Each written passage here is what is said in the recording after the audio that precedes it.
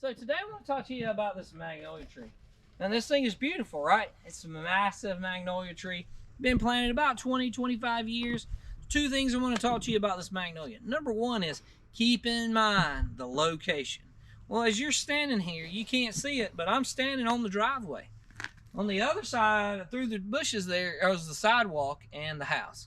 Literally, this tree is planted in this space. If this tree grows to its full potential, it will hang into the driveway and it will hang into the house. So keep that in mind when you're selecting trees, especially magnolia trees.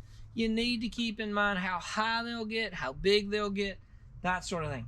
This is a saucer, so it's going to get huge compared to the little gems or some of the other varieties that are out there on the market. Keep that in mind. The other thing about this magnolia tree is a lot of our clients like magnolia trees, but they like them limbed up.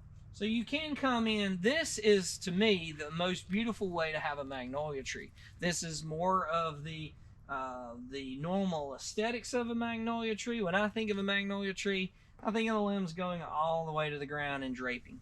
Some folks say, no, I like mine to be up. You can come in and limb it up at the bottom, give it a little bit of height so that you can do that.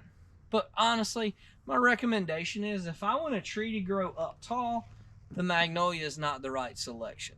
So keep that in mind as you're selecting trees. As we've talked about in the past with cherry trees and other type of trees, is know the location that you're planting. Take those things into consideration. Take the environment into consideration.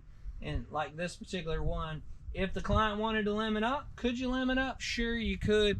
Is it the most beneficial thing? No. It's better natural form to the ground.